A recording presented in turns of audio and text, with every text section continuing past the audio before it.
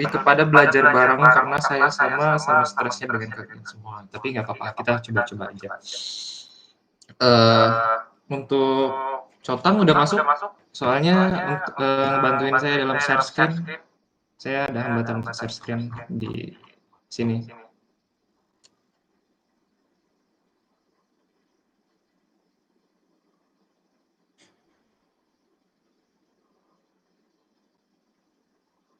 Oke, udah.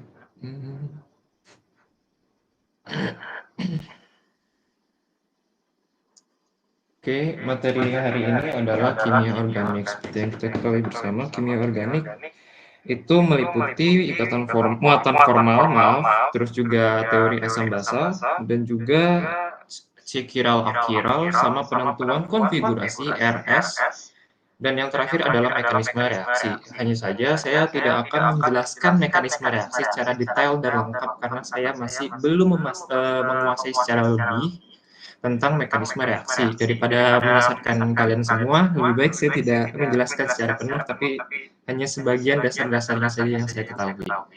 Selanjutnya. Oke, muatan formal itu digunakan untuk ibarat kata menyeimbangkan antara suatu rumus senyawa. Misalkan gimana caranya biar dia itu rapih dan tidak seimbang, karena misalkan lebih positif 2 atau negatif 1, gimana caranya dia itu 0 gitu. Atau enggak minimal antara struktur misalkan ada yang positif, salah satu unsurnya itu ada yang negatif gitu. Nah, muatan formal sendiri itu rumusnya EV, jumlah EV dikurangin EB dikurangin EB ditambah setengah EI. Nah, EV itu adalah elektron valensi. Kalau misalkan kalian punya tabel periodik, sekarang kalian lihat tabel periodik itu elektron valensi golongan 1 itu 1, kalau misalkan golongan 2 itu 2, dan seterusnya. Tapi sampai hanya golongan 7. Golongan 7 itu elektron valensinya adalah 7. Sebagai contoh, kalau misalkan di tabel periodik itu ada saya share screen aja deh. Coba maaf.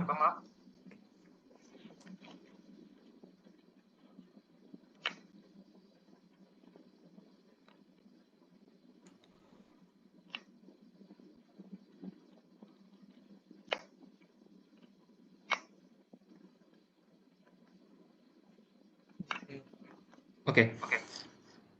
Udah terlihat belum tabel periodiknya? Halo? Oke, Udah. Oke, udah terlihat ya. Nah, ini kan ada atom hidrogen tuh.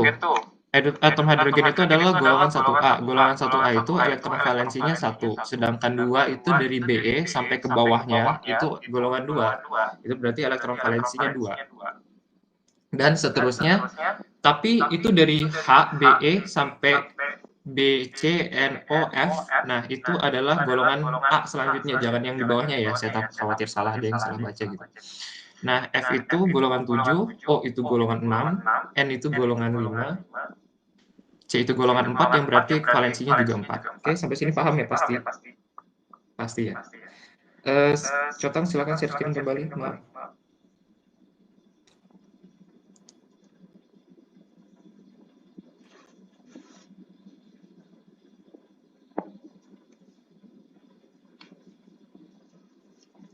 Nah, sebagai contoh, tadi kan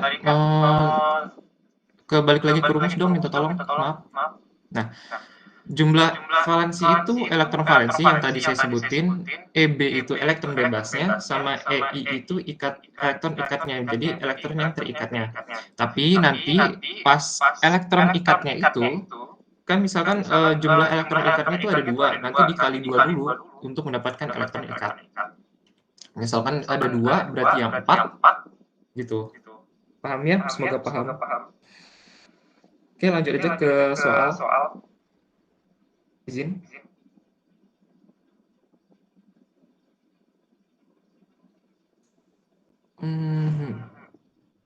Sebentar. NS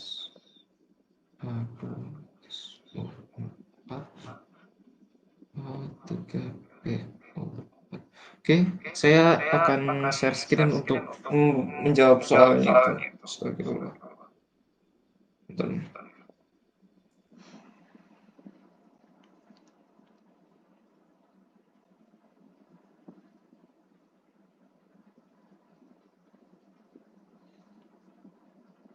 Oke. Kunci dari untuk muatan formal itu adalah harus hafal struktur dari suatu senyawa tersebut. Kalau misalkan kita nggak hafal suatu struktur senyawa tersebut, wassalam. Karena kuncinya itu adalah hafal dari struktur ini. Struktur yang akan dibahas itu. Misalkan HCN. HCN itu kalau nggak salah rumusnya H, C, N, double S atau S ya? S. Koreksi kalau misalkan salah.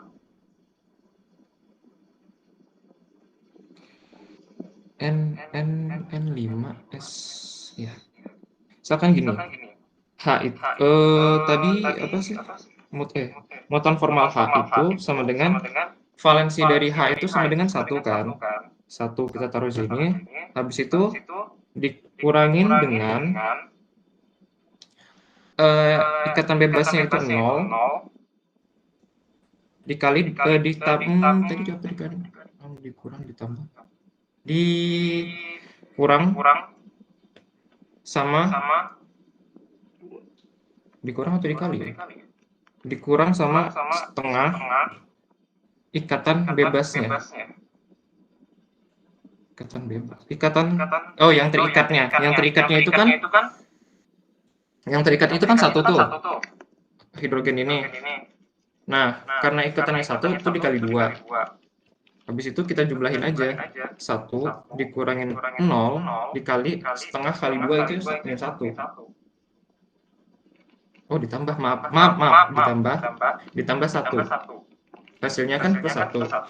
1 dikurangin plus 1 itu sama dengan 0. Nah, kalau misalkan H-nya itu 0, ya berarti dia itu stabil muatan formalnya. Lanjut yang ke C. C itu elektron valensinya itu 4. Karena dia itu golongan keempat. Terus, yang terikat sama C itu, yang tidak terikat sama C itu 0. Karena dia itu tangannya nggak ada lagi gitu, habis. Ya berarti 0 ditambah setengah kali, yang terikat itu kan 4. Tangannya itu ada 4. Ini yang pertama, ini yang sisanya 3. Jadinya totalnya 4. Berarti 4 dikali 2 itu sama dengan 8. Akhirnya, kita jumlah aja 4 dikurangin 0, ya pokoknya 0, ditambah setengah kali 8 ya 4. 4 dikurangin 4 itu sama dengan 0, berarti C-nya itu juga stabil. Sejujurnya saya masih belum paham kenapa harus dikali 2 terus dibagi setengah dulu, karena pada dasarnya hasilnya sama aja. Tapi karena Pak Agus mintanya kayak gitu, ya sudah kita ikutin saja. Gitu. Sampai sini ada yang pengen ditanyakan nggak? Atau ada yang bingung nggak? Ada? Nggak ada ya? Oke, kita lanjut. Selanjutnya yang N. N itu golongan ke-5. Maaf, N itu golongan ke-5. Karena N itu golongan ke-5, iya nggak sih? Masya Allah, takut salah. 1, 2, 3, 4. Oh ya, benar, 5. Berarti elektron valensinya itu 5. Yang terikat sama dia, yang tidak terikat sama dia itu 0, karena semua tangannya itu terikat. Jadi 0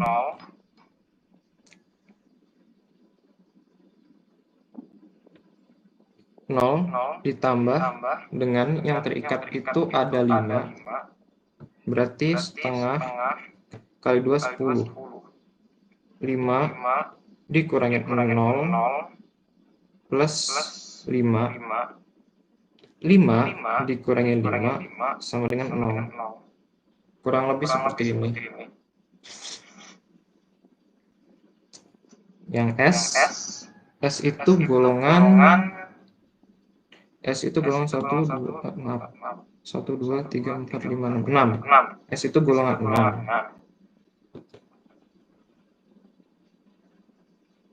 Kok nggak bisa?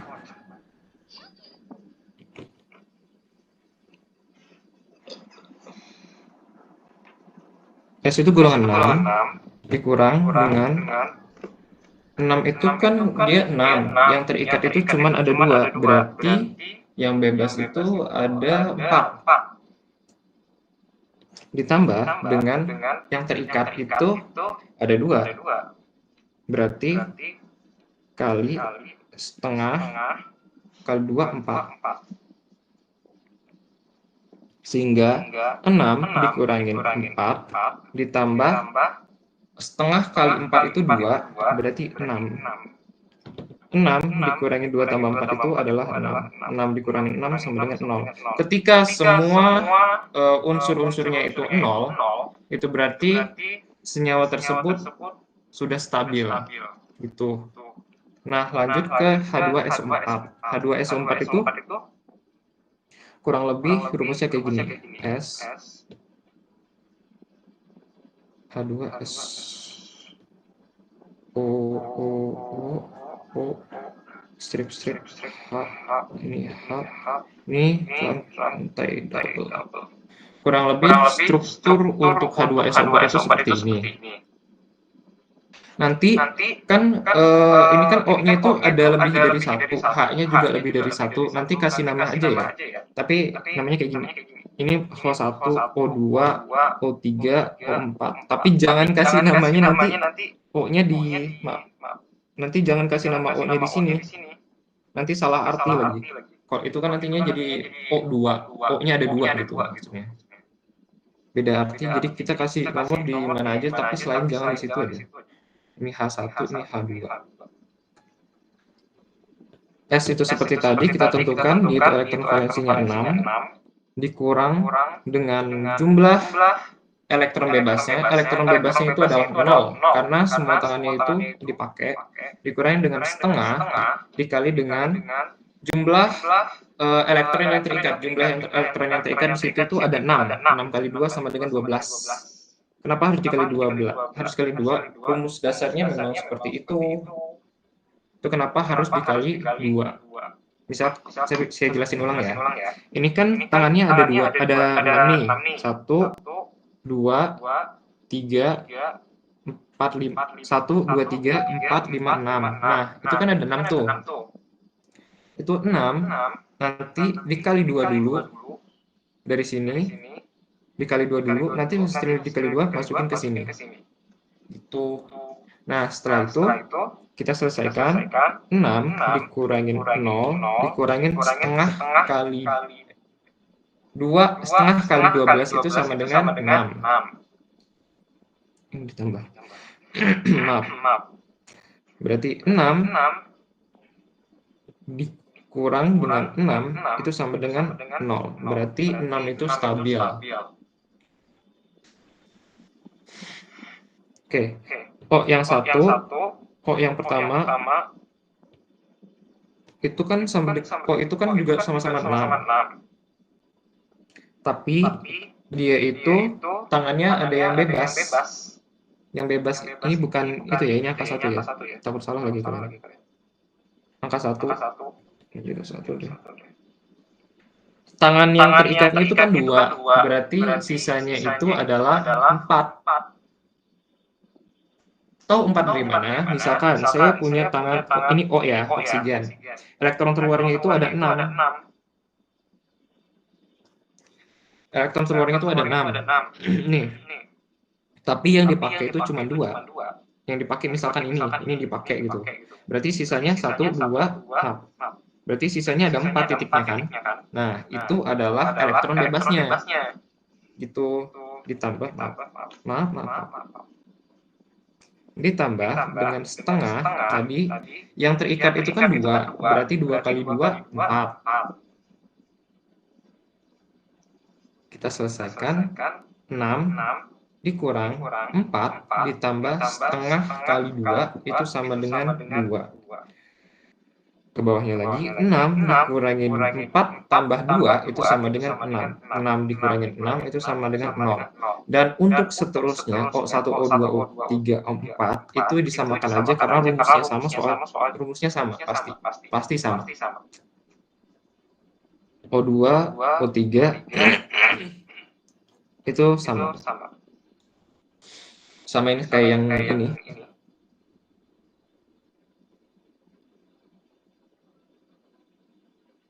Samain kayak yang ini. Lanjut. H, untuk H itu kita tulis H1. H1 itu kan 1 dikurangin dengan elektron bebas. H itu elektron bebasnya 0 karena H itu cuma ada 1 elektron keluar.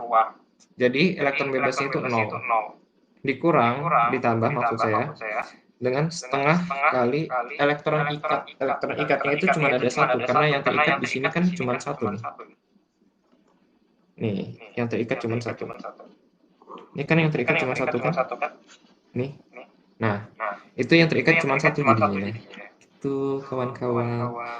Dikali 2 hasilnya 2. Sama dengan 1 dikurangin 0. Ngapain terus lagi? 0 ditambah setengah kali 2, 1. Hasilnya 1 dikurangin 1 ya sama dengan 0. Gitu. Itu adalah cara untuk menghitung muatan formal. Ada yang ingin ditanyakan?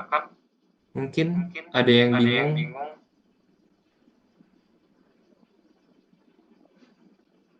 Bingung tak? Ada yang pengen ditanyain nggak? Atau masih ngerti dan paham? Udah ngerti ini mah, lanjut aja. Mau lanjut? Lanjut? Oke, lanjut. Oke, selanjutnya. Maaf. Siapa? Cota? Minta tolong.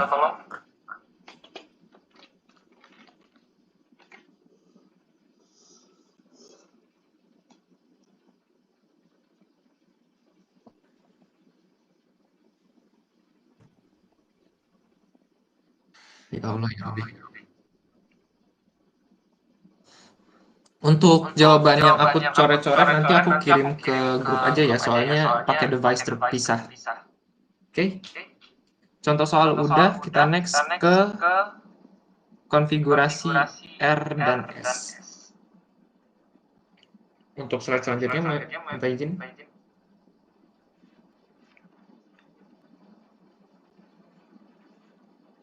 Cotang. Ya Allah, ya Rabbi. HP gue mana? Sebentar. Oke.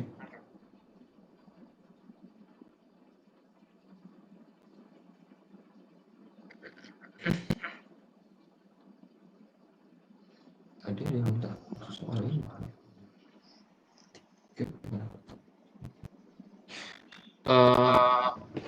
Jadi dalam konfigurasi R dan S ini ada yang disebut dengan chiral akhiral.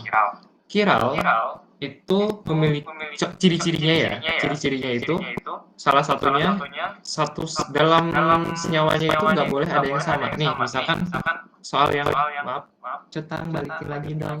Nah, misalkan soal yang A ini itu bisa dilihat. Misalkan itu soal yang A nih, itu kan tangannya itu kan senyawanya beda-beda. Nah, itu disebut atom chiral.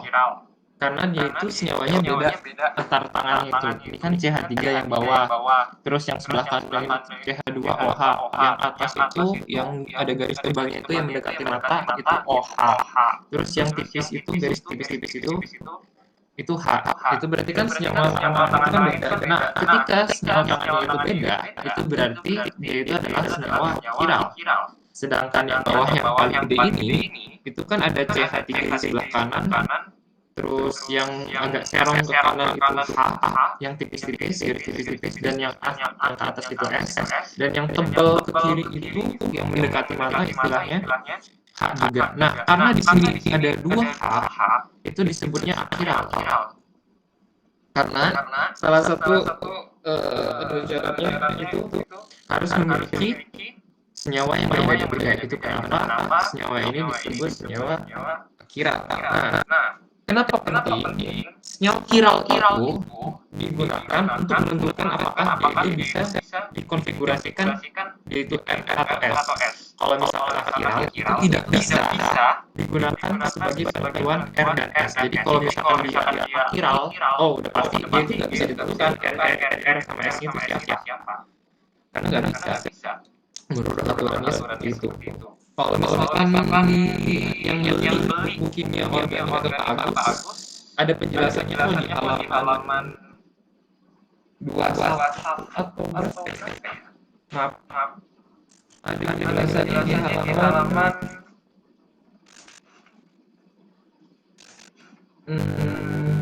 nah ini ada di halaman 32. Kalau misalkan penasaran lebih detail saya nggak akan bahas lebih detail lagi kan di sini saya pengen bahas soal aja belajar bersama istilah. Oke. Untuk soal yang pertama bentar. Sebentar. Maaf.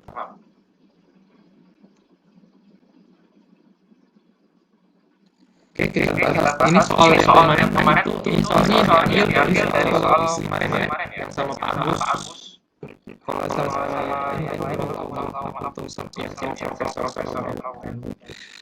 Yang oke, kita mulai screen untuk jawaban bagian soal ini.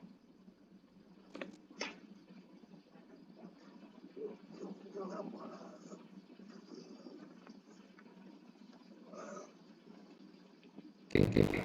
Yang pertama itu, tapi sebelum saya jawab soal ini, ada dasar menurut Cheng Ngou dan sebagainya.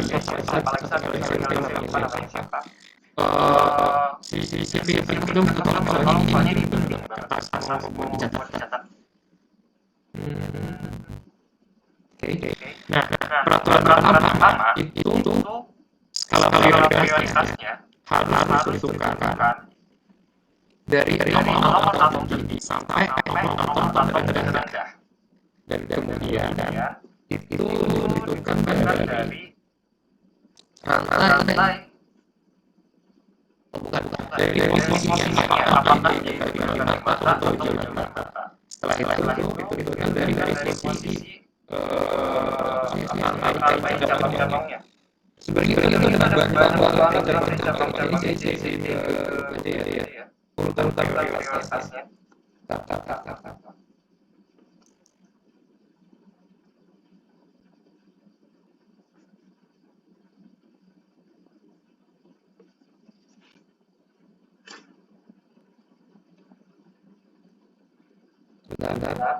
Nah, itu yang tadi adalah urutan prioritas pertama sampai terakhir. Itu soal nomor atau besar dan juga apakah posisinya di depan atau di belakang. Itu.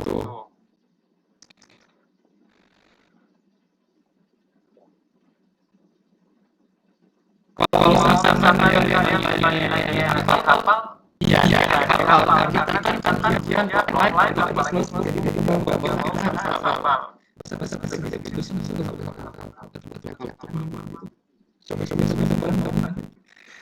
Nah, ya. Dari awal itu yang apakah RS. Nanti kalau misalkan kalau prioritas kita aja ya. Kembali. Oke. Kita lanjut bahas soal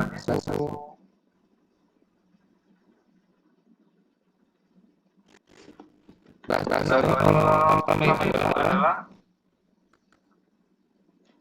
C terus di bawah ini terus ini C bawah tadi kan di itu kan C hari ya. Kalau sama Agus jangan sekali tulis C harga itu kayak gini. Tahu nggak kenapa? Kalau bisa kita nulisnya kayak gini dalam soalnya aja, Pak Agus pernah bilang, itu pasti bakal saya salahkan, saya tidak akan koreksi. Kenapa? Itu tidak boleh bentuk dengan ini, harusnya bentuknya kayak gini. C, maaf, bukan 3. C, 3, H. Harusnya bentuknya kayak gini. Kalau misalkan C, 3 kayak tadi, otomatis sudah pasti salah, walaupun kita tidak benar. Itu ya kawan-kawan, saya harapkan untuk berhati-hati juga, termasuk pada diri saya tidak suka lupa.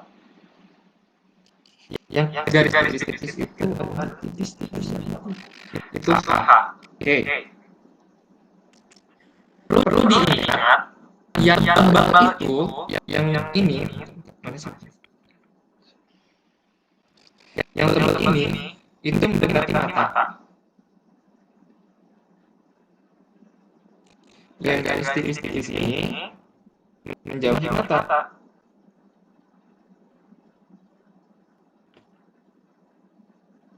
Mungkin ini belum pernah diajar sama Pak Agus, tapi cara saya untuk memproyeksikan posisinya di depan atau di belakang itu membuat garis.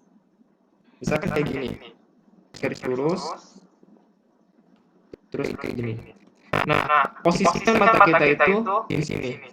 Anggaplah mata kita itu di sini. Yang di depan itu ini kan. Ini depan OH, karena dia itu yang mendekati mata. Nah, yang menjauhi mata itu adalah H. Yang atas bawah, saya taruh di sininya CH2OH. Ini CH3. Nah, kita lihat dulu nih. Yang pertama adalah nomor atom terbesar. Di antara 4 ini, ada nomor atom terbesarnya itu adalah O. Kenapa O? Kita ngelihatnya depannya dulu ya. Ini O, ini C, ini H. Yang belakang abaikan aja dulu untuk sementara. Nah, di antara 4 ini, yang paling tinggi itu adalah O kan dari dalam tabel periodik. Nah, dalam tabel periodik itu, yang paling gede adalah O dibandingkan dengan C. Itu kenapa? O itu adalah sebagai prioritas pertama.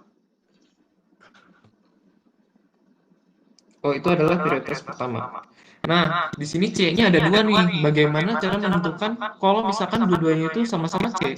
Nah, karena ini dua-duanya sama-sama C, diingat dari tabel yang tadi saya kasih, dihafal dari itu untuk menentukan dia itu prioritas keberapanya. Nah, karena di sini alhamdulillahnya ada CH3 itu artinya rantai, R kan.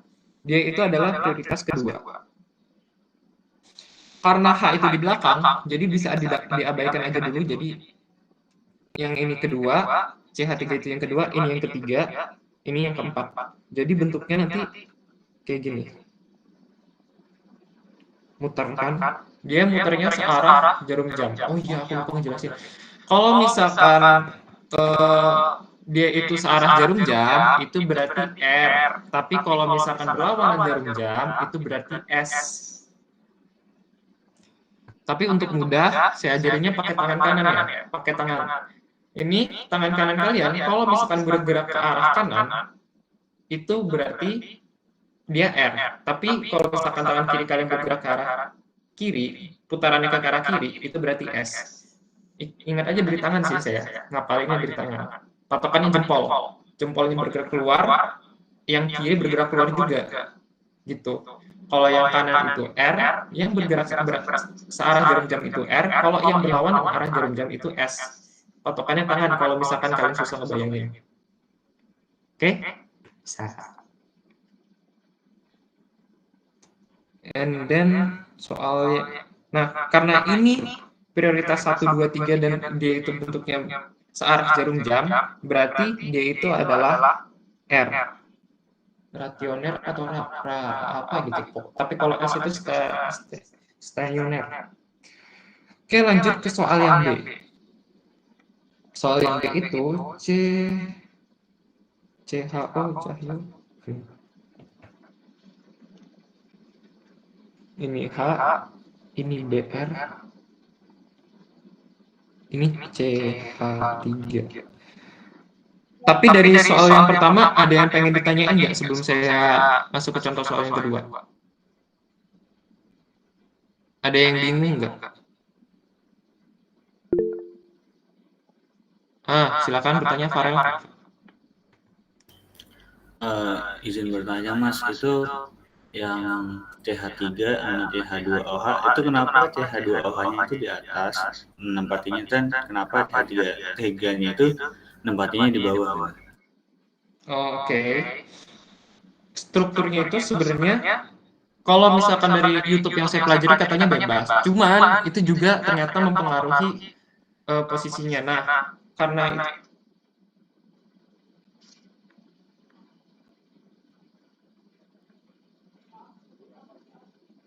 Udah makan? Iya. kayak gini. Misalkan letak itu di sini. Ini tuh yang OH, yang belakang itu H. Nah, yang garis ini itu tuh sejajar. Saya taruh yang sebelah kanan itu di atas OH, yang kiri itu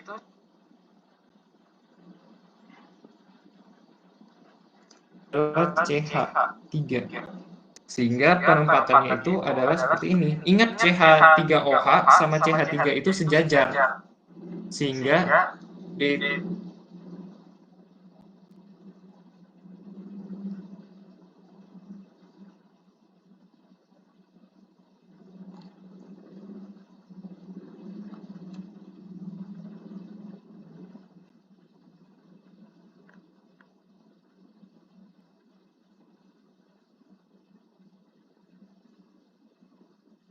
CH3 itu di atas bisa apa enggak? Ada yang berpendapat bisa, ada yang berpendapat enggak. Kalau saya berpendapatnya enggak. Kenapa enggak? Karena kalau misalkan kita gambarkan struktur secara 3 dimensinya, itu CH2OH itu di atas, CH3 itu di bawah. Gimana kita tahu apakah strukturnya itu seperti itu?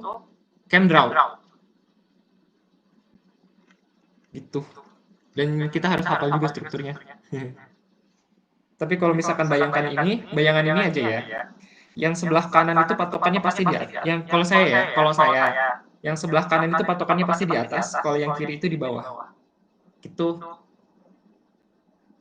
Cukup? Ada yang pengen ditanyakan lagi?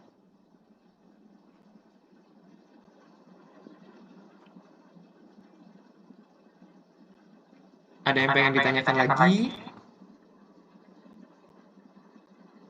Nggak ada? Cukup. Tidak ada. Ada yang pengen ditanya? Pak Salma? Terima kasih. Baik.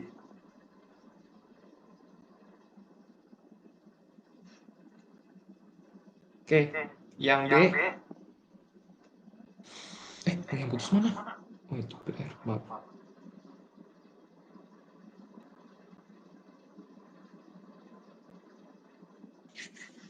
Oke, lanjut ke soal yang B. Soal yang B itu, kan ini H-nya itu tebal.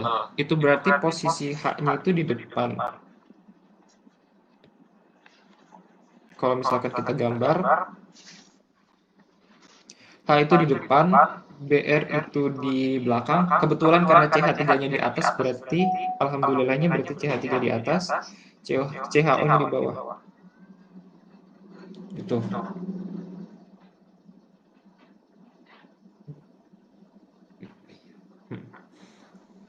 Oke. Nah, H itu jangan ada di depan. Kata Pak Agus, H itu harus diputer. Gimana caranya agar H itu posisinya diputer ke belakang? Ketika lagi. Saat H-nya itu diputer ke belakang, berarti kan posisinya berubah tuh semuanya. BR-nya itu jadi di depan, ini mata ya. Terus H-nya jadi di belakang, CHO-nya jadi di atas, CH3-nya jadi di bawah. Ini prioritas 1. Kan karena dia BR itu nomor atomnya 35 atau 36 gitu, saya lupa. Intinya segitu. Coba pastiin. BR35. Itu paling tinggi sendiri di antara semua atom C sama H. Berarti ini BR itu adalah prioritas pertama. Terus yang kedua itu adalah rantai, berarti ini. Yang ketiga itu adalah CHO. Dilihat dari susunan yang tadi saya berikan itu dia di urutan ke-14, 15 atau 21 ya. Pokoknya di urutan segitu dia itu adalah gugus alkohol. Yang keempat itu adalah H-nya. Kita gambarkan berarti dari 1 bergerak ke 2, dari 2 bergerak ke 3, dari 3 bergerak ke 4. Bergerak dari 1 ke 4 itu kan searah jarum jam. Makanya dia itu adalah R. Ada yang bingung nggak cara merubah-rubah tempatnya? Tinggal diputar. Harus diputar dulu, baru kalian bisa nemuin dia itu R atau S. Karena H yang ini itu nggak boleh di depan, jadi harus kita pindah ke belakang. Silakan, Azara. Mau nanya, kalau pemutaran di sini itu ngaruh ke dia akiral atau akiral ya? Ngaruh. Benar-benar ngaruh. Di beberapa soal itu ngaruh, tapi ada yang kebetulan, ada beberapa soal yang kebetulan kalau misalkan dia itu nggak diputer sama aja, tapi urutan prioritasnya itu berbeda. Itu kurang lebih. Ada yang ingin ditanyakan lagi kawan-kawan? Sebelum saya lanjut. Ya, David, mulai apa? Izin bertanya, itu kalau mata ditaruh di sebelah kiri bisa nggak sih? Nggak usah di Bisa. sebelah kanan. Itu adalah bagaimana kalian cara memvisualisasikannya. Kalau saya memvisualisasikannya dari kanan. Tapi kalau misalkan kalian memvisualisasinya kan dari kiri, bisa aja. Misalkan saya taruh matanya di sini. Berarti kita ngikutin ininya dulu, kita gambarkan ininya dulu, struktur awalnya dulu. Berarti kan H-nya itu di depan, gini. BR-nya di belakang. Terus CH3-nya di atas. And then CHO-nya itu di bawah. Ya sama aja kan?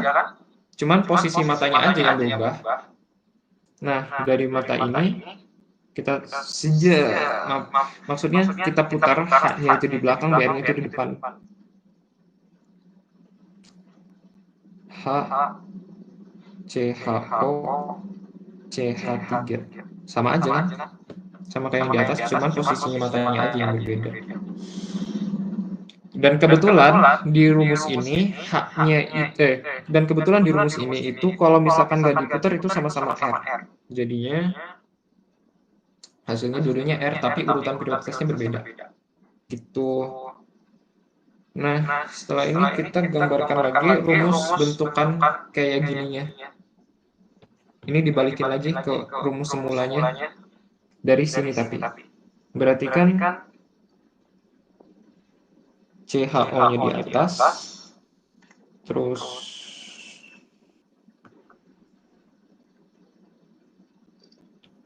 CH3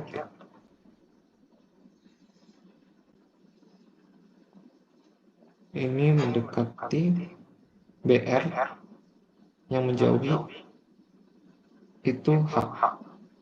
Gini nantinya. Sehingga, maaf, salah.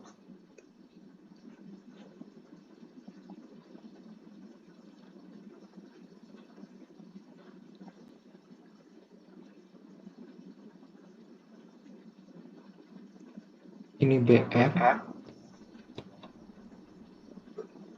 terus di sini cabang, itu CH3, sini tebal, garis-garis tipis-tipis itu H. Kayak gini nanti posisinya. Ini 1, Ice cincin. Ini nanti 1, 2, 3, 4. Diputer ke sana kan? Biar lebih gampang lihatnya. Diputer. Hasilnya adalah R. Paham nggak? Atau ada yang dibingungin? Soalnya imajinasinya kudu kuat ini kalau misalkan ngebayangin. Oke, ada yang kurang paham? Ada yang pengen ditanyakan? Cukup, oke. Nah, selanjutnya itu kita ke soal yang agak kompleks banget ini, demi Allah. Ini kan kalau misalkan kalian pengen lihat soalnya lagi, itu soal kuis Pak Agus yang yang terakhir tuh, yang C.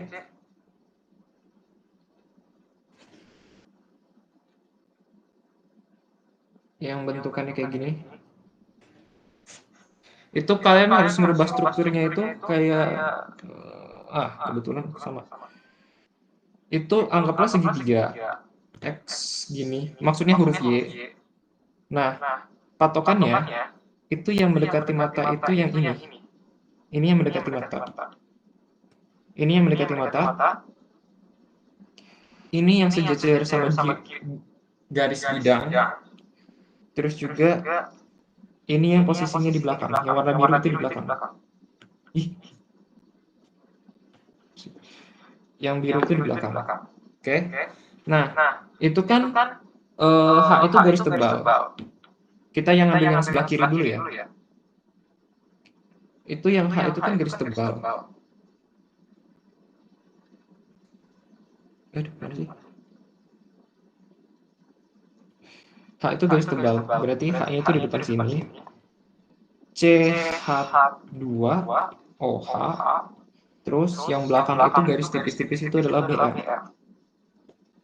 Itu. And then yang satunya lagi kita tulis sama Y kayak tadi.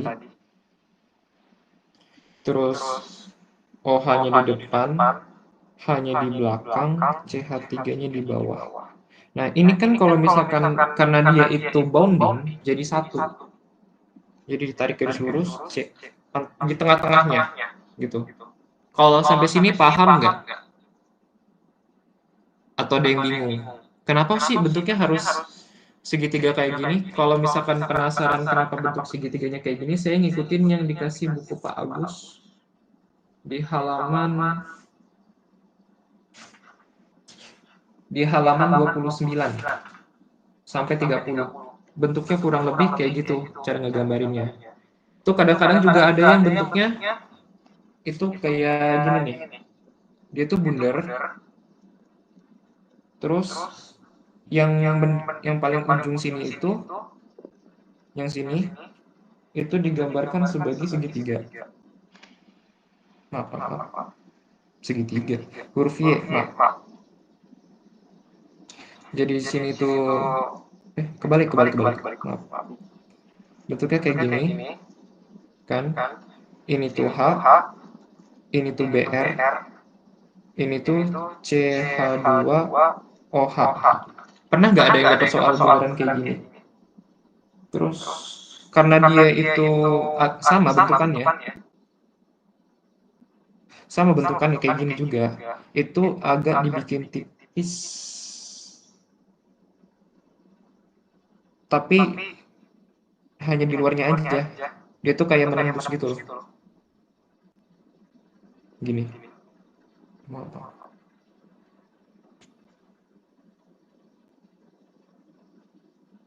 Samping kanan. Nah, biar gampang saya panggil aja. CH2OH. Ini H. Ini BR. Yang bawah ini itu CH3. Terus yang di samping kanan ini adalah OH. Yang samping sini itu adalah BR. Maaf, H. Nah, karena ini bentuknya sama-sama seperti huruf Y, makanya digambarinnya kayak gini. Tapi ada yang kadang bentuknya itu Y kayak gini, yang satunya kayak Y ke atas, yang satunya itu kayak huruf Y tapi kebalik. Ini disatuin. Nah, kalau misalkan kayak gini, nanti gambarnya itu kurang lebih kayak gini. Gambar dulu Y yang paling luar, terus yang paling dalam itu nanti kayak gini. Cara bacanya gitu ya guys. Kalau misalkan saya gambarkan ini dengan kebalik, berarti kan ini CH2OH, terus yang ini adalah BR, yang ini adalah H. Nah, karena ini dibalik, berarti CH3-nya ada di sini.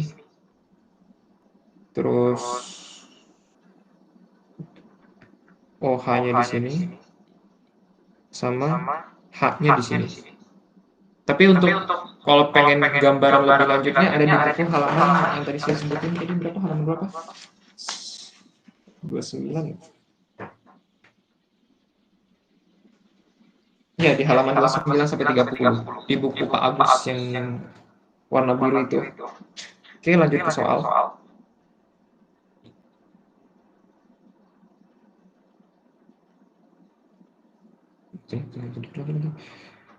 Oke, lanjut ke soal. Itu kan ada dua tuh. Titiknya itu bisa titik kita ambil titik yang di sini atau titik yang di sini. Kenapa? Karena dia itu adalah dua bentuk yang berbeda. Ini kita bagi nantinya. Jadi ini tuh nanti kalau misalkan kita ambil titik yang ini nih, ini nanti jadi gugus fungsi. Yang ini bakal jadi gugus fungsi.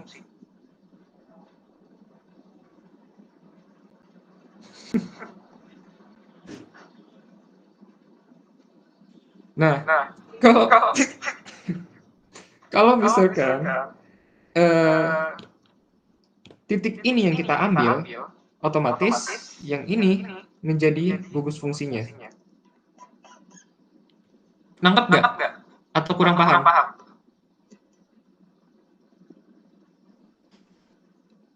Dasarnya itu adalah atom chiral. Nah, untuk menentukan atom chiral itu kan berarti senyawanya harus beda, dan itu tuh harus ditentukan oleh satu sisi atom C. Nah, karena di sini tumpukannya C di sini, ini OH-nya beda, ini CH-nya 3-nya beda, ini H-nya beda. Dan ini pun gugus fungsinya beda pula. Itu kenapa titiknya itu ditentuin dulu, dia itu mau di kanan dulu atau kiri dulu. Kalau misalkan kita ngambil yang ini yang pertama dulu, ini yang pertama, ini yang kedua. Kalau ngambil yang pertama, otomatis yang ini jadi gugus fungsi. Anggaplah kita ngambil yang pertama dulu deh. Kita gambarkan. Karena ini kepanjangan, fungsinya saya istilahkan sebagai R aja ya. Ini depan mata. Ini R.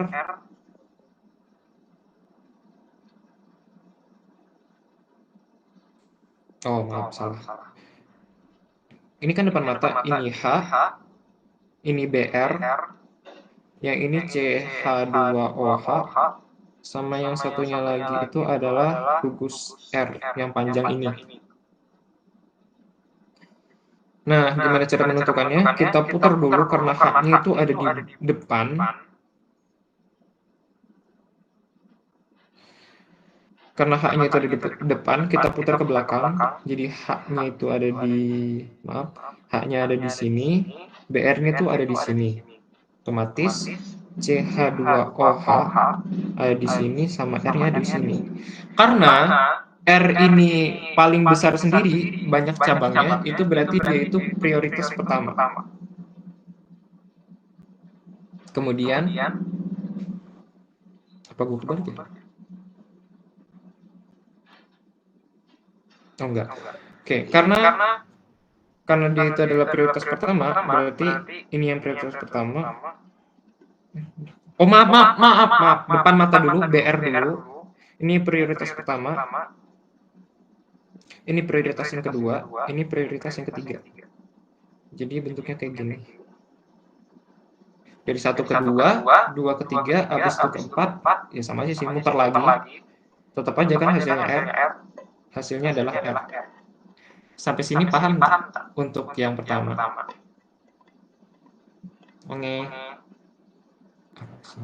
Oke. Nah, yang selanjutnya itu yang kedua. Kita jam berapa sih? Yang kedua itu kita ambil yang titik ini kan. Cabangnya. Ini yang pertama. Astagfirullahaladzim. Ini yang pertama, ini yang kedua.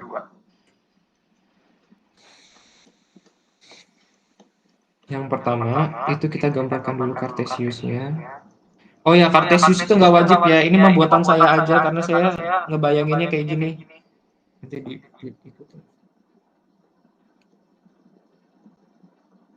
Nah, yang depan itu adalah OH. Terus yang belakang itu H. Ini CH3 di bawah. Terus R di atas. Terus apa ini?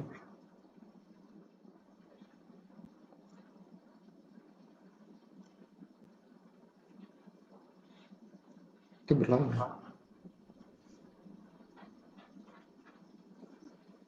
Oke.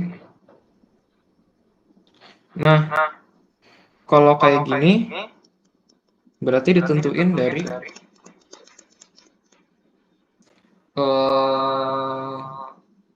apa sih waktu itu dijelasinnya?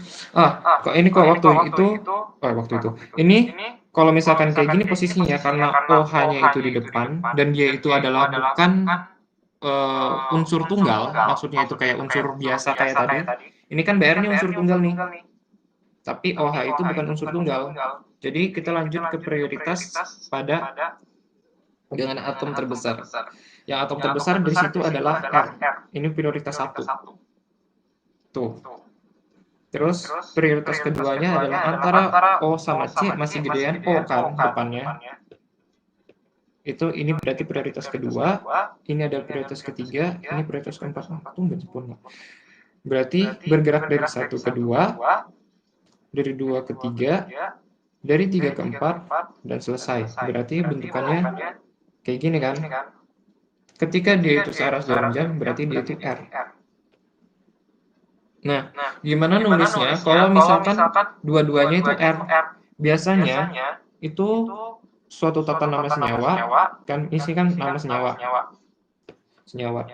Biasanya kan depannya ada tuh entah itu huruf R atau itu huruf S gitu kan.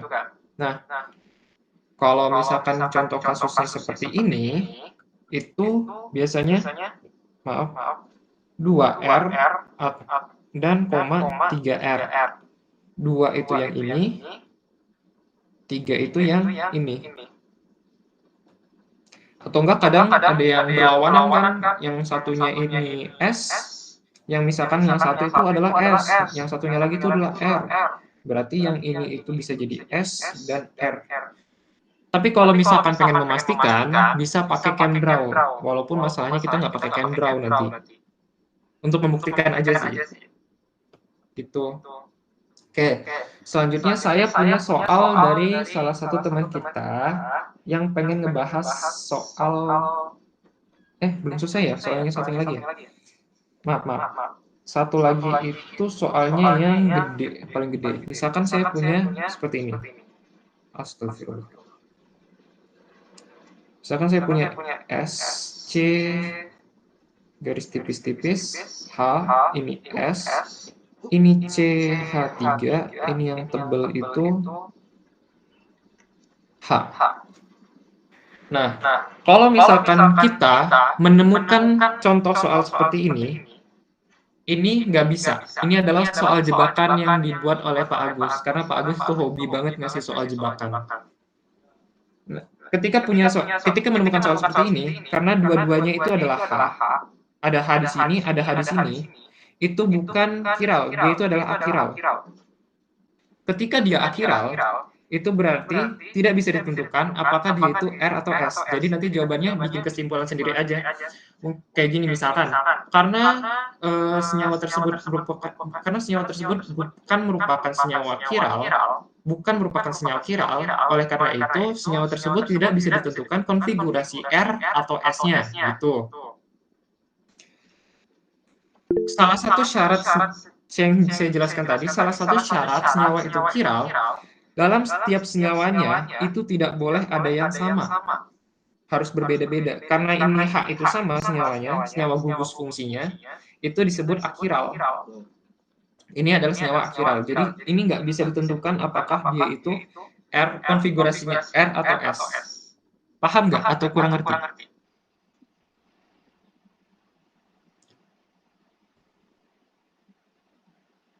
Ada yang pengen ditanyakan nggak? Oke, sip.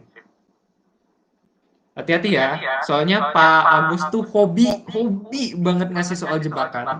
Jadi, awas, hati-hati. Oke, lanjut ke soal. Saya dapat soal dari salah satu teman kita pengen ngebahas soal yang agak kompleks. Bentukannya itu kayak gini kurang lebih. C, H, terus C ini H, yang satunya ini C, garis tipis-tipis abang Q.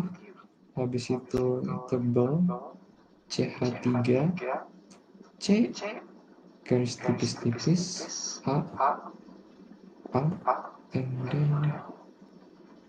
ini tebal, ini CH3, terus ini CH3. Nah, kalau gini gimana cara nentuinnya?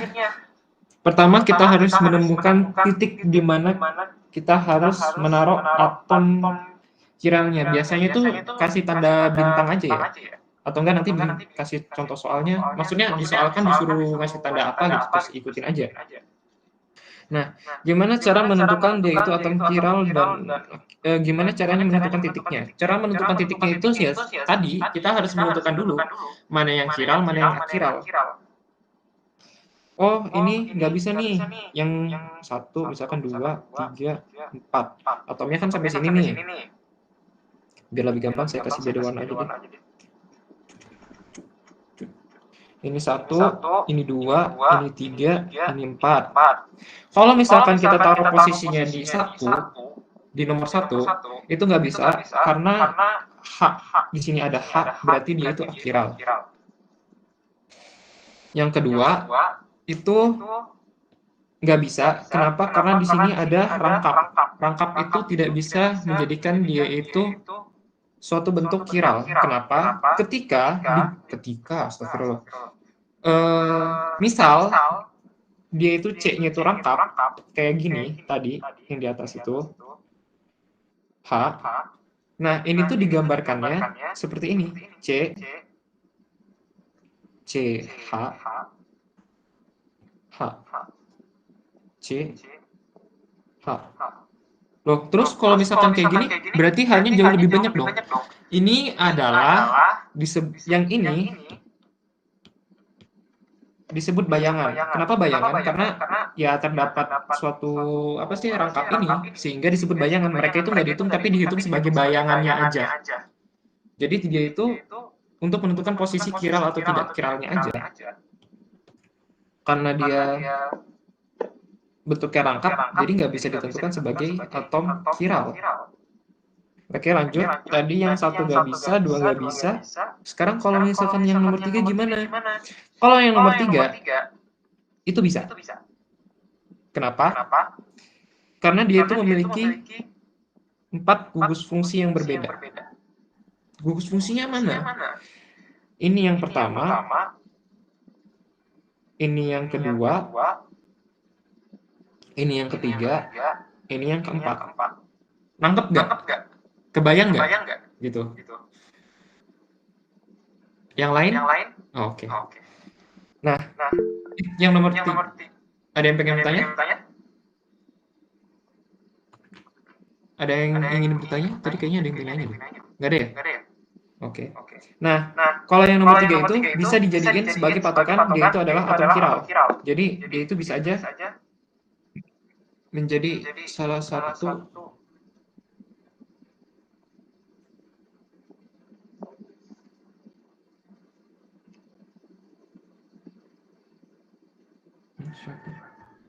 astaga orang ini.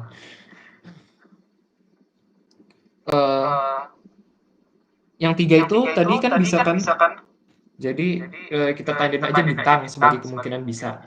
Nah, yang nomor 4 juga. Oh, kalau nomor 4 nggak bisa. Kenapa nggak bisa? Karena lihat nih, CH3 ada CH3-nya ada 2. CH3 ada 2 berarti senyawanya sama. Ketika senyawanya sama, dia tidak bisa dijadikan patokan untuk menentukan konfigurasi apakah dia itu R dan S. Berarti yang bisa ditentukan sebagai konfigurasi atom R sama S itu cuman yang nomor 3. Cuman ini doang.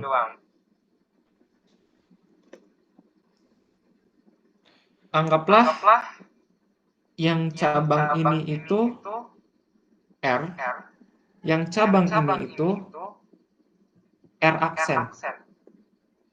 Koreksi ya kalau saya salah, soalnya ini saya ngejawabnya juga dadakan. Saat ini juga. Belum saya rencanakan malam itu. Oke, buatlah gambar mata. Cuman perumpamaan aja dari saya ya. Ini cara dari saya, jangan patokan. Ini diajarin oleh siapa? Arifin, ya Allah. Cuman patokan aja, digambarkan rumusnya. Nanti kalau misalkan di jawaban kertas lembarnya, ya dibalikin ke posisi kayak seperti ini juga, gitu. Nah, kita bikin Kartesius, siap. Yang CH itu dekat dengan mata karena dia itu tebal, yang H itu di belakang karena dia itu jauh, garis tipis-tipis itu adalah garis yang jauh ya. Saya ingatkan lagi, saya tekankan lagi, kalau misalkan garisnya tebal bentuknya segitiga hitam, tebal hitam, itu mendekati mata. Tapi kalau misalkan tipis-tipis, yang garis tipis-tipis itu menjauhi mata atau membelakangi mata. Makanya CH-nya itu taruh di depan, H-nya itu taruh di belakang. Ini posisi 4-nya sama 2-nya di mana ya? Oke. Berarti R aksennya di sini, R-nya itu di sini. 1, 2, H-nya sama 2, tapi ini ada rangkap, yang satunya lagi nggak ada rangkap. Prioritas rangkap, oh ya, kalau misalkan ada rangkap, prioritas tertingginya itu dari rangkap 3 ke rangkap 2, baru ke rangkap 1. Kalau misalkan kalian menemukan, misalkan ini adalah ada rangkap 3, berarti dia itu adalah prioritas utama. Kalau misalkan ada rangkapnya 2, berarti prioritasnya kedua. Misal, saya punya rangkapnya di sini ada 3. Sini ada 3. Anggaplah CH3-nya nggak ada gitu. Nggak bisa sih sebenarnya. Tapi kok misal. Di sini ada rangkap 3 nih. Berarti ini adalah prioritas utama. Ini ada prioritas kedua.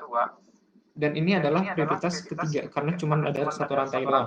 Rantai 3 itu adalah prioritas utama, rantai 2 itu adalah prioritas kedua, rantai 3 itu adalah rantai 3 itu prioritas utama, rantai 2 itu adalah prioritas kedua, rantai pertama itu adalah, maksudnya rantai pertama itu rantai tunggal, itu adalah prioritas terakhir.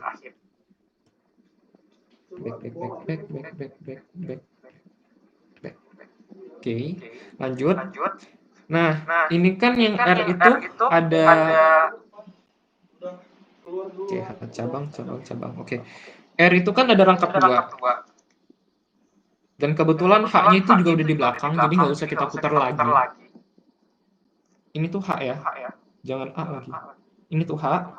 Karena H-nya udah di belakang, jadi nggak perlu kita putar lagi. Kenapa saya putar ke belakang biasanya itu, yang kayak soal-soal sebelumnya? Karena H-nya itu posisinya di depan. Pak Agus biasanya mintanya posisi H-nya itu ada di belakang, sehingga gimana caranya biar kita putar H itu ada di posisinya di belakang. Kalau misalkan H-nya posisinya udah di belakang, ya udah, itu udah nggak usah diputar-putar lagi. Lebih enak kalau misalkan H-nya udah di belakang. Sini kan ada rantai ganda nih, 2 rangkap. Berarti ini adalah prioritas 1. Biar lebih enak saya kasih warna lain aja. Ini adalah prioritas 1. Antara CH sama R, yang jadi prioritas itu adalah CH. Mendekati mata sih sebenarnya. biar lebih enak aja. Terus kemudian yang ketiga itu adalah R, yang ini adalah 4. Kita tarik garis, maksudnya kita putar. Ketika kita putar, kita ngikutin 1, kedua, 2, ketiga, 3, keempat, berarti dia jawabannya adalah R. Karena searah jarum jam. R. Dari tadi nggak ada yang S juga ya? Ada yang punya soal lain nggak? Ada yang pengen dibahas gitu?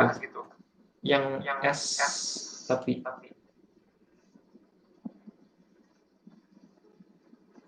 Oke. Lanjut aja. Oke.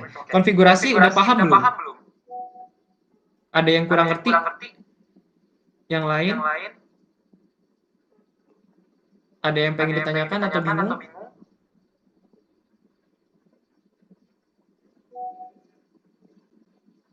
Oke, karena konfigurasi elektron udah pada paham, semoga diingat dan semoga dipakai dan semoga bermanfaat bagi kalian. Lanjut ke materi selanjutnya adalah asal dasar. Untuk saudari Ibu Chotang untuk share screen PPT. Bentar. Ada yang pengen ditanyakan? Oh, ada yang minta soalnya sekali lagi. Maaf ya, balik lagi. Soal ini.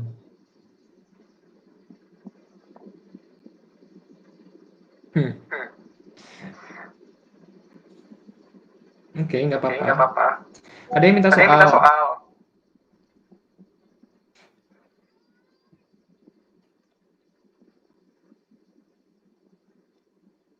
Saya ambil salah satu aja dari tiap orang deh. Nah, pada pertanyaan sama semua. Oke, saya punya soal. Karena banyak yang nanya saya di WA, kenapa nanya di WA? Coba nanya di sini aja sih, nggak apa-apa biar orang-orangnya pada ngeliat juga gitu tuh. Belum share screen ternyata.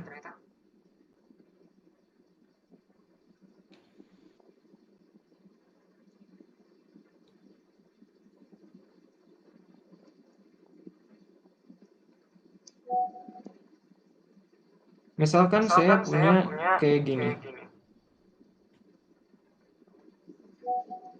Nah, bentukannya kayak gini katanya. CL-nya di sini ada H, di sini ada CL, di sini ada H. Ini gimana cara nentuinnya? Apakah dia itu konfigurasi R atau S? Sebenarnya ya, kalau misalkan ini dipecah, itu nggak ada titik, istilahnya nggak ada titik. Ada nggak ya? Bentar.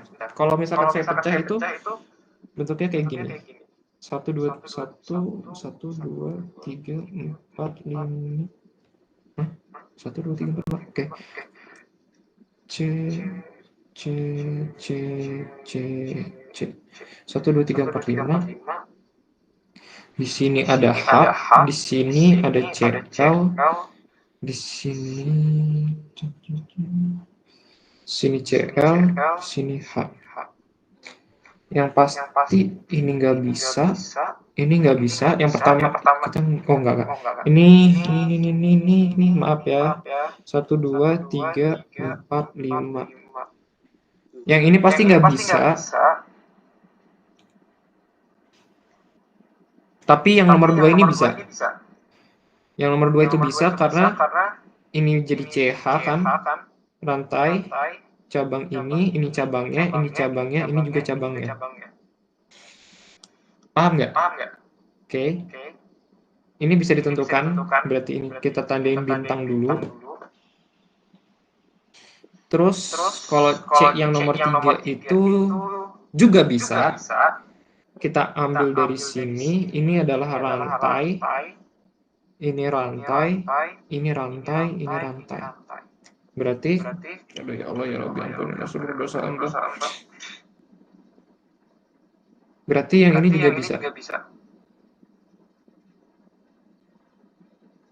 Gitu. Nah, ketika kalian menemukan bentukan yang seperti ini perlu diingat mutusinnya dari sini ya. Mutusinnya dari sini. Kalau kalian mau nemu yang bentuknya siklus semacam kayak gitu, yang bentuknya bulat atau nyambung, itu dipecah aja. Dipecahnya tuh kayak gini. Nih, biar kebayang. Cuman masalahnya di sini, saya nggak tahu mana yang depan, mana yang di belakang. Pun kalau misalkan digambarkan, bisa nggak ya? Bisa kayaknya. Bisa kok. Masalahnya itu cuman saya nggak tahu mana posisi depan, mana posisi belakang, jadi takutnya ngacak aja. Tapi kita coba dulu. Misal C-nya di sini, H-nya di sini, ini rantai R, misal. Ini adalah R, terus di sini adalah CL, sini adalah CH. CH berapa? CH3. Oke. Astagfirullah. Maaf.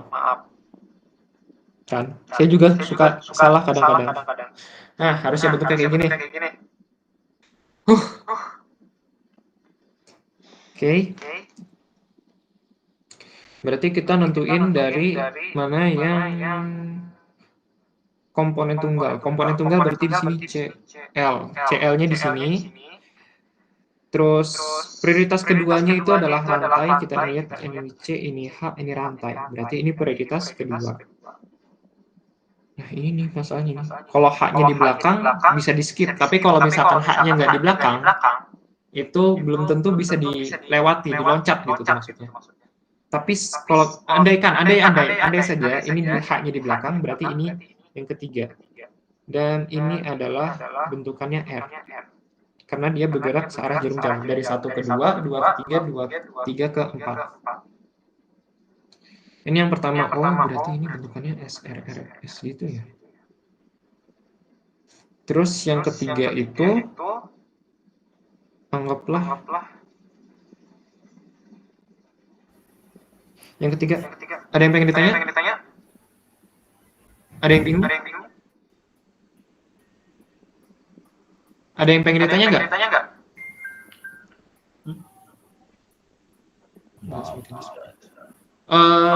Sebagai catatan, saya di sini hanya menjelaskan dasar mekanisme reaksi nanti, tidak mendalaminya, gitu. Oke? Ada yang pengen ditanyakan? Silakan Nur. Tapi mau nanya, terus yang tadi H3C-nya itu dari mana? Mana? Oh, H3C itu. Kan kalau misalkan kita gambarkan kan, ini kan setiap masing-masing titik itu adalah C. Maaf pakai warna merah ya, maaf ya. Nah, ini kan setiap gambar ini kan C. Ketika C, misalkan saya punya C kayak gini, otomatis ini tuh adalah CH3, ini CH2, ini adalah CH3. Ya enggak? Oke. Jadi itu kenapa aku gambarinnya ini tuh adalah CH3. Yang pasti nggak mungkin C komponen tunggal sendiri gitu tuh. Nanti nggak stabil dia. Menurut muatan formalnya gitu. Paham nggak, Ul? Paham. Berarti itu yang paling nomor 5 itu C-nya juga CH3 ya? Yang mana? Yang Ya, C5. paling ujung itu CH3. Yang nomor 4 itu adalah CH2, yang nomor 3 itu C aja. Kenapa C aja? Karena tangannya udah dipakai semua. Oke. Makasih. Yuk, sama-sama. Ada lagi yang ingin bertanya? Ya, Harlan? Ada yang bertanya?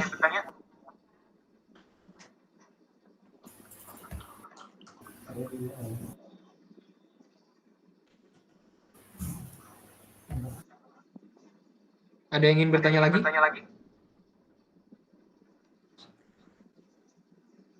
Nggak ada? Oke, lanjut ya. Oke. Lanjut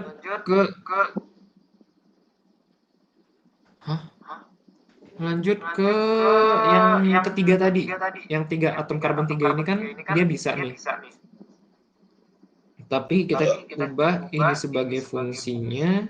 Ini gugus fungsi, ini gugus fungsi, ini gugus fungsi. Yang ini kita anggap aja istilahnya R aksen. R aksen, yang ini R biasa. Maaf saya pakai warna merah, kalau tidak sopan ataupun ada yang tersinggung. Kita gambarkan Cartesius. Matanya aku nggak tahu posisi matanya di mana, yang pasti H di atas, CL di bawah. Terus, oh ini gampang. Kalau misalkan R aja deh, R aksen. Satunya lagi R. Ini posisinya susah banget ya.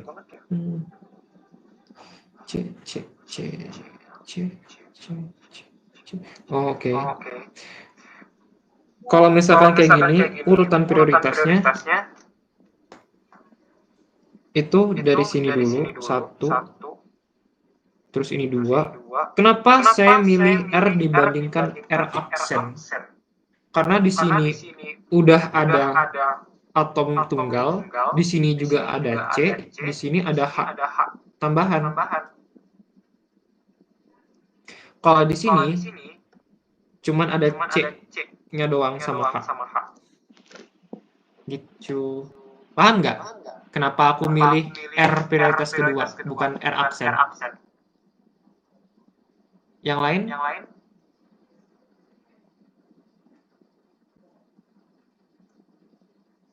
Oke, saya gambarin aja. Kan kalau misalkan C yang R biasa itu kan CL, C, H. Kalau ini kan yang R. Tapi yang R aksen itu cuman ada C. C gini doang. Paham nggak? Kenapa aku milih R aksen sebagai prioritas ketiga dan R biasa itu sebagai prioritas ke utamanya. Gitu. Enggak. Oke. Kan di sini R itu ada CL. Nah, otomatis nomor atomnya akan jauh lebih besar dong dibandingkan dengan C-nya itu yang ada 2. Paham nggak? Kan urutan prioritasnya itu juga salah satunya adalah nomor atom terbesar. Itu utama itu. Jadinya R itu ditempatin urutan kedua. Paham nggak, Lan?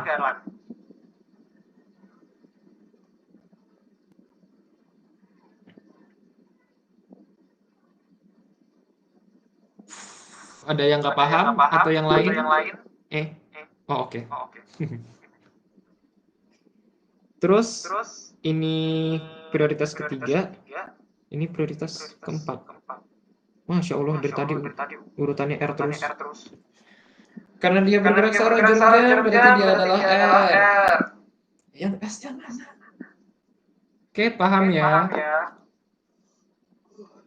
Untuk soal yang lainnya itu soal jebakan itu.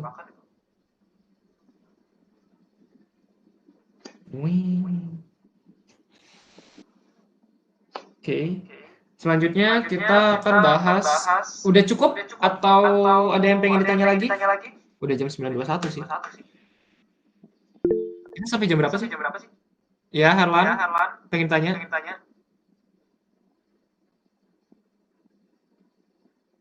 Harlan, ada yang pengen nanya? Oh, kepencet. Oke, baik. Oke, baik. Selanjutnya kepada Ibu Cotang, silakan masuk ke slide lagi untuk asam basah. Oh ya Allah, ini benar.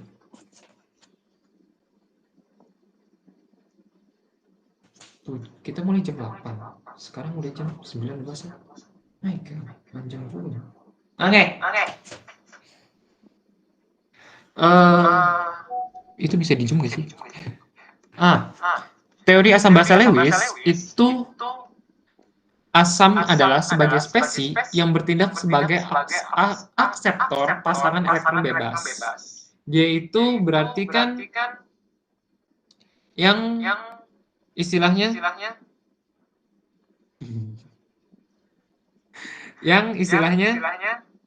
membutuhkan pasangan elektron. dia itu kekurangan pasangan elektron. Kenapa? Dia itu sebagai asam. Sedangkan yang basa itu bertindak sebagai pendonor elektron. Dia memiliki elektron lebih gitu. Itu menurut teori asam basa Lewis. Kan ada berapa sih asam basa tuh? Ada 3 ya?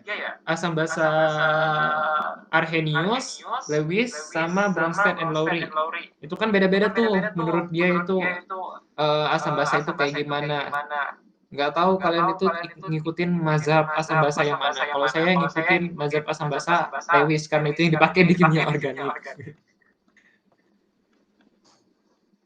Gitu. Nah, Ibu Chotang bisa di zoom untuk yang contoh gambar itu.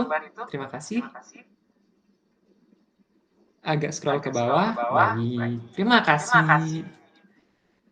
Oke, itu kan bisa dilihat tuh.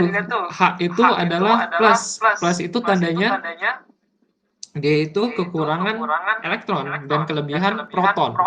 Itu kenapa dia itu sebagai asam Lewis. Dan yang satunya lagi, itu kan ada titik-titik di sebelah N tuh. Nah, itu tuh elektron. Karena dia itu kelebihan elektron, jadilah mengikat dengan asam Lewis. Dan dia itu sebagai basa Lewis. Karena dia kelebihan dari elektron itu sendiri. Sampai sini paham nggak? Atau nggak paham?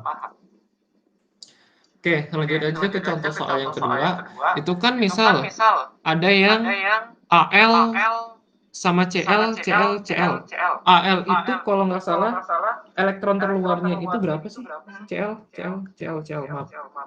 Cl itu kalau elektron terluarnya, Cl. Al. Aluminium itu kan golongan 3A. Berarti dia cuma memiliki 3 pasangan elektron. Karena tangannya udah terikat semua, dia itu bisa jadi adalah asam. Walaupun dia itu udah stabil. Al, Cl.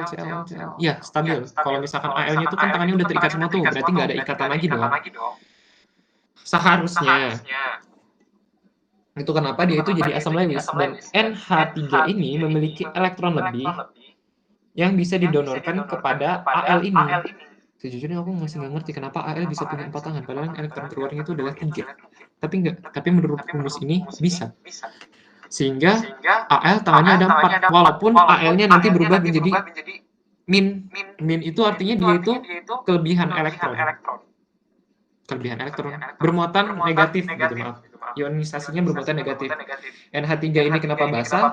Dia itu sebagai pendonor elektron itu. Kita masuk ke contoh soal aja deh, biar lebih susah, malah lebih gampang, maaf. Contoh soalnya yang kuis ya, saya ambil kuis dari Pak Agus. Ya Allah. Kuis dari Pak Agus. Bentar, saya izin share screen.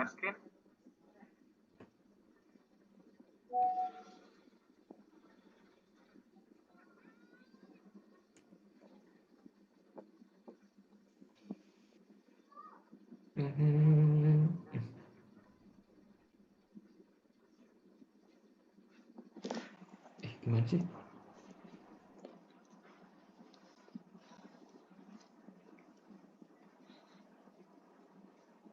Nah, ini adalah contoh soal kuis yang kemarin. Saya akan bahas tipis-tipis aja yang saya pahami ya. Saya nggak ngerti kenapa Pak Agus ngasih soal yang sedemikian rumit, sehingga saya juga bingung. Sempat bingung. Bingung 3 jam. Nah, ini gimana cara menentukan asam basa Lewisnya? Itu harus dipecah. Menjadi beberapa komponen, menjadi beberapa senyawa. Itu kan komponennya itu kan CH, maaf pakai pulpen merah. 3O, gini. Ini sebagai N. Terus NH.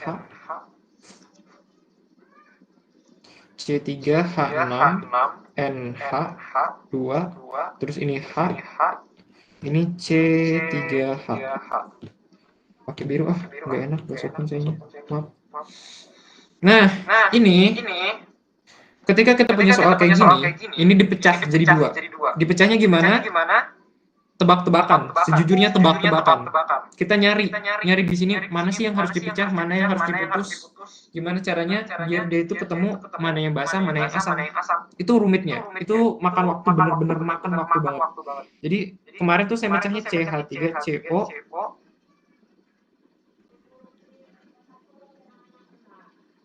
N. Ini saya pecah kayak gini, ditambah dengan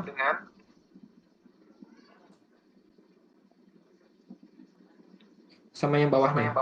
NH C3H6N2, terus ini CH3, ini H. Kemarin saya mecahnya kayak gini.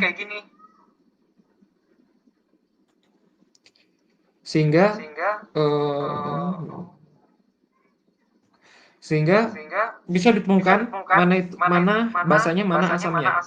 Ini akan bertindak sebagai asam. Ini pasti NH2. Ini akan bertindak sebagai asam. Asam. Ini bertindak sebagai basa, maaf. Ini akan bertindak sebagai basa. Ini akan bertindak sebagai asam. Kenapa?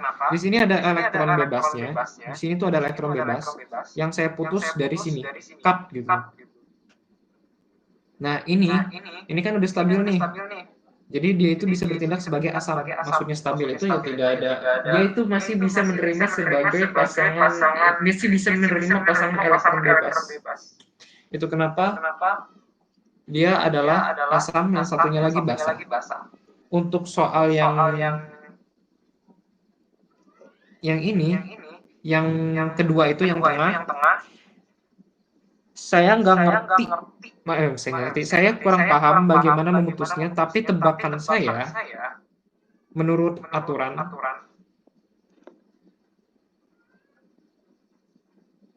kalau menurut aturan ya, saya mutusnya tuh kayak gini.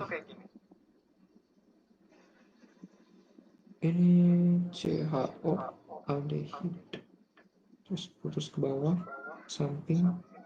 Nah, saya mutusnya itu akan jadi seperti ini.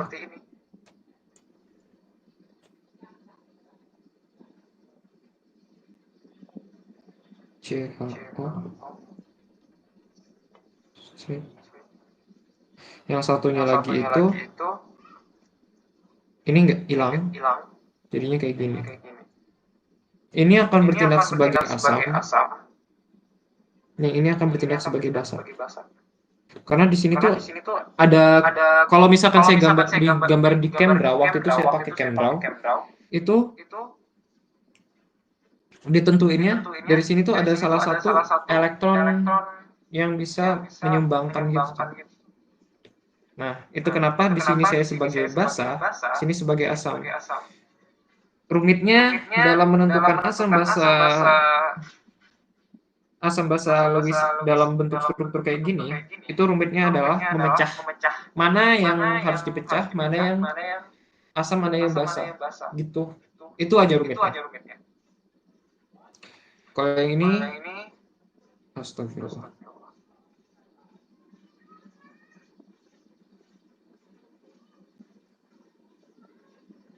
Satunya lagi, juga kayak gini. Ini OC.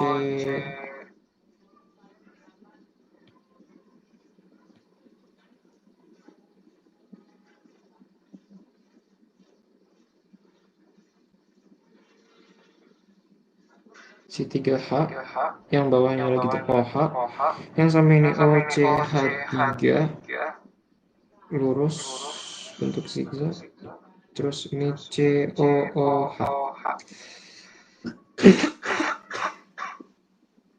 Kalau ini saya pecah, jadi bentuknya kayak gini, CH3 ke bawah, bentuk ini. Ini sebagai OCH3, ini OH, ini OCH3 plus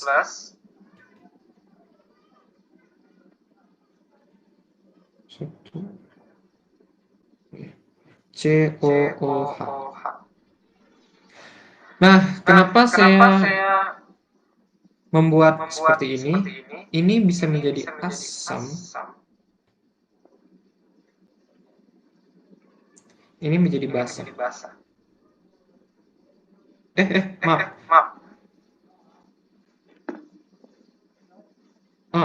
Ini menjadi asam, ini menjadi basa. Karena patokan saya adalah ini. Karena dia ada unsur karboksil, itu kenapa dia itu adalah senyawa asam, yang satunya lagi itu adalah basa. Berarti di sini ada ketidakseimbangan. Berarti ini udah stabil, kan? Karena dia itu udah cukup elektronnya, dan di sini tuh masih bisa menyumbangkan elektron. Masih bisa menyumbangkan elektron. Begitu.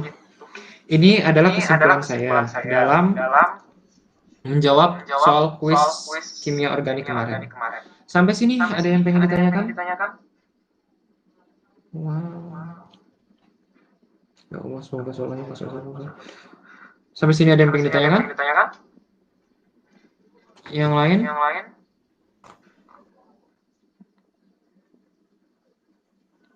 Ada yang bingung nggak?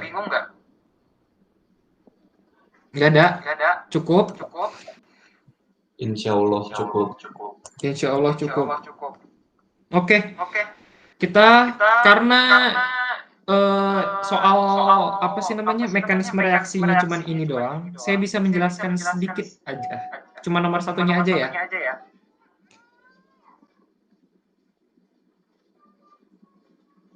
Ini BA. Ini solvennya itu adalah H2O.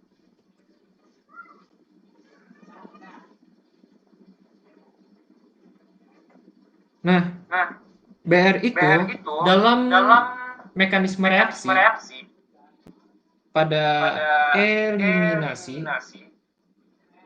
dan substitusi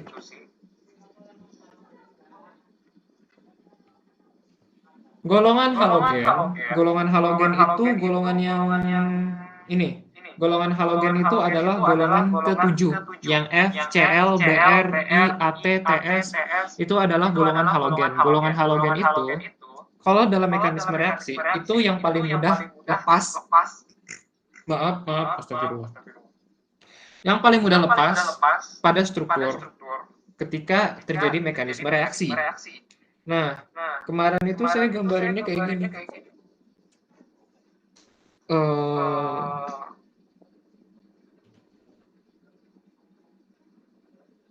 Ini masuk sini, jadinya rangkap sini, plus BR. Ini nanti pecah, keluarkan dia. Terus yang ini akan masuk ke sini. Gitu. Dah, itu doang yang saya paham soal mekanisme reaksi. Halogen yang pasti harus keluar. Kalau misalkan itu adalah eliminasi. Kalau substitusi, ya dia sebagai pengganti. Dia menggantikan suatu unsur lain. Misal, kayak soal nomor 2 nih. Soal nomor 2 ini kan ada CH3. Ini BR. Terus solvent CH3OH.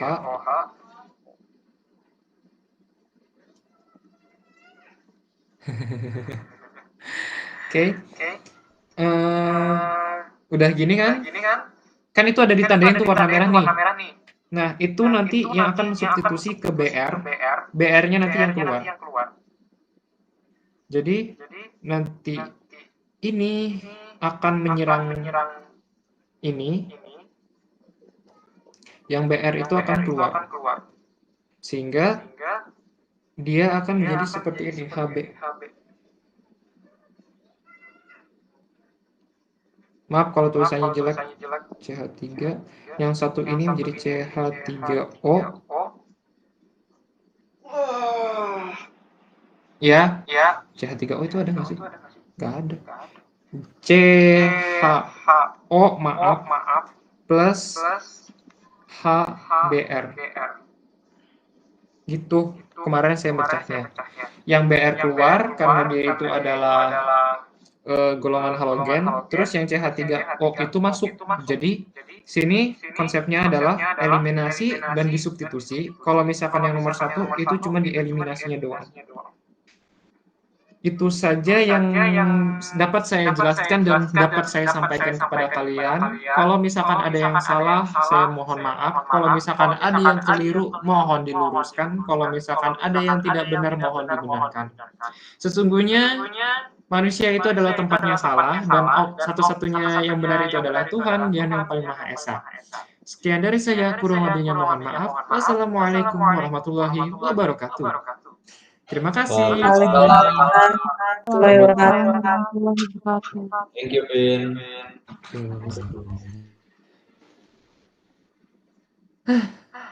Ya Allah. Ya mungkin untuk kimia organik hari ini dicukupkan karena saya juga mau berangkat ke kampus.